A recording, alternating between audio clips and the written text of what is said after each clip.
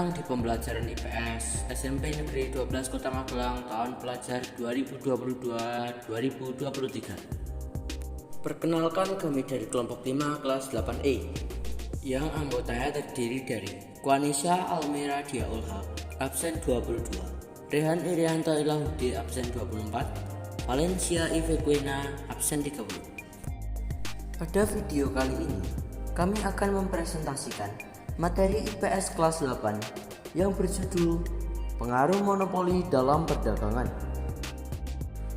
Pada materi kali ini terbagi menjadi 5 agenda. Agenda pertama ialah pengertian monopoli dalam perdagangan. Agenda kedua ialah sejarah masuknya kegiatan monopoli dalam perdagangan. Agenda ketiga ialah penyebab terjadinya tindakan monopoli dalam perdagangan. Agenda keempat ialah dampak dari monopoli dalam perdagangan, serta agenda kelima ialah ciri-ciri pasar monopoli.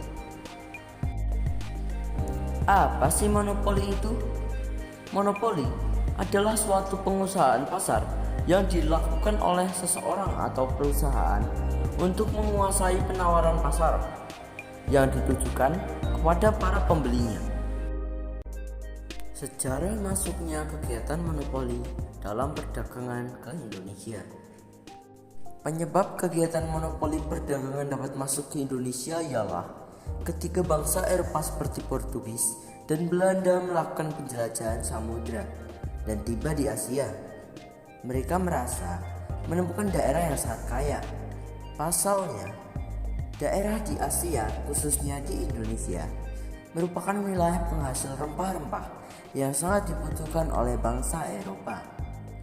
Dalam perkembangannya, Portugis dan Belanda mampu menjadikan daerah penghasilan rempah-rempah seperti Indonesia sebagai koloninya. Kebijakan kolonial Portugis yang memicu perlawanan lokal adalah monopoli perdagangan. Kesamaan kebijakan Portugis dan Belanda dalam bidang ekonomi di Nusantara adalah sama-sama menerapkan sistem monopoli perdagangan. Penyebab terjadinya tindakan monopoli dalam perdagangan. 1. Monopoli by nature. Penyebab pertama terjadi monopoli ialah secara alamiah, seperti ketika ada sesuatu perusahaan yang berlokasi dekat dengan sumber daya yang digunakan. 2. Monopoli by law. Penyebab kedua adalah karena peraturan atau undang-undang yang berlaku di suatu negara. Hal tersebut ditunjukkan guna membuat suatu produk maupun jasa berkaitan dengan kebutuhan masyarakat, sehingga harga dapat dikendalikan oleh pemerintah. 3. Monopoli by license. Penyebab ketiga dari adanya kegiatan monopoli ialah karena suatu perusahaan memiliki hak paten atas kekayaan intelektual yang dimiliki perusahaan tersebut. Contohnya seperti perusahaan Microsoft dan Google. Dampak apa saja sih yang terjadi akibat monopoli perdagangan ini? Jadi, dampak yang ditimbulkan dari monopoli VOC adalah aktivitas perdagangan menjadi ramai. Rakyat menjadi tahu tata cara perdagangan dan penderitaan secara fisik. Untuk tahu lebih banyak, mari lanjut ke halaman selanjutnya. Dampak positif dan negatif dari monopoli perdagangan. Dampak positif. 1. Menghindari produk-produk tiruan. 2. Menurunkan biaya produksi. 3. Penggunaan mesin mutakhir.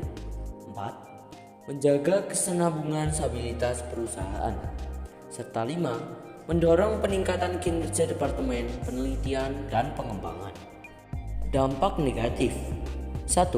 Penyalahgunaan kekuatan ekonomi.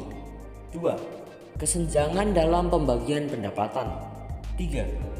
Tidak ada persaingan. 4. Meremehkan posisi konsumen. 5. Mengurangi kesejahteraan konsumen. Ciri-ciri pasar monopoli. Ciri-ciri dari pasar monopoli. 1. Tidak ada barang yang pengganti yang serupa. 2. Produsen bertindak sebagai penentu harga. 3. Tidak memiliki barang pengganti yang mirip. 4. Perusahaan lain sulit masuk dalam industri. 5. Promosi iklan yang dibutuhkan perusahaan dalam pasar monopoli menjadi satu-satunya produsen di pasar. 6. Pasar monopoli memiliki kekuatan untuk mengontrol harga dan kuantitas barang di pasar, sehingga dalam jangka pendek atau jangka panjang monopolis dapat memperoleh keuntungan di atas normal.